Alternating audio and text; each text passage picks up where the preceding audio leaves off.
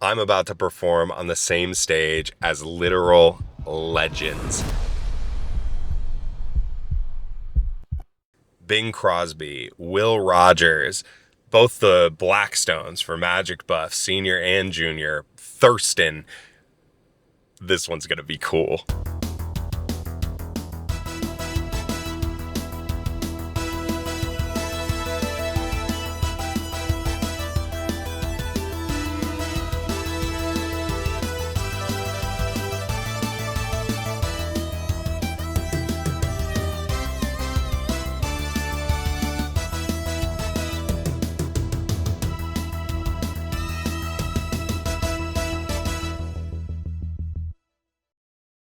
Travel back in time with me. The year is 1929 when George Coleman Sr. decided that his town of Miami, Oklahoma needed not just a theater, a gathering space, but something that is truly magnificent. Now, these beautiful theaters were popping up in places like Dallas and Kansas City, but that's hours away from Miami. So he said, you know what? We need to make a space that our town can be proud of.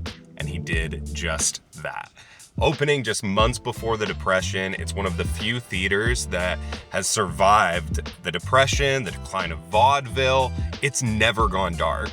It still has its original Wurlitzer organ, one of only 2 theaters in the country that can say that.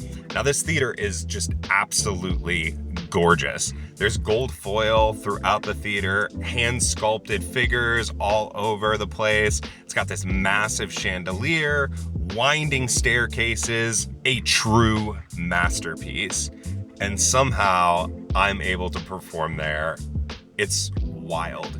The show was so much fun. We had all these people from the community come out. People were telling me stories about how they went probably half a century ago, and they still remember seeing their first live entertainment in that very theater. You can just feel something special when you walk in. There's really no other way to describe it. And the people there are just so proud of that theater, not just the history, but the fact that it continues on to this day, almost a century later, still housing live acts of all kinds and movies. They still show black and white movies at their theater to honor all of its history.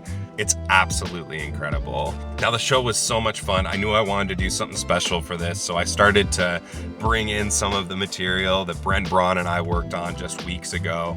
The material played so well. In fact, it played better than I thought it would, and now I think I've got to restructure the end of the show a little bit, just because the stuff that we added in towards the beginning had such a high moment where everyone's laughing and we're having so much fun that I really think I'm gonna have to retool a little bit of the show just to make it feel right. But that's a great problem to have. We were just having so much fun. I had a blast at the Coleman. The owner, Danny, he said we were welcome back anytime, and I'm so excited to go back to the Coleman. It is just one of those theaters that there's nothing like it.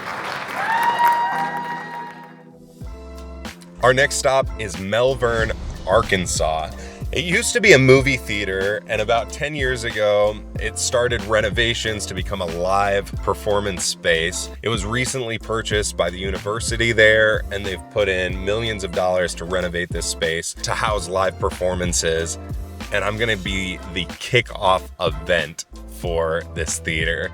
It's completely sold out. I am kind of freaking out about this one. I've never been a part of history like that. I've been to places that are historic, like the Coleman, but the fact that we're kicking off the very first live performance to ever be in this theater is insane. I can't believe it. Like, I knew this tour would have some cool moments, but this one's gonna be special. Anyways, next episode, Melbourne, Arkansas.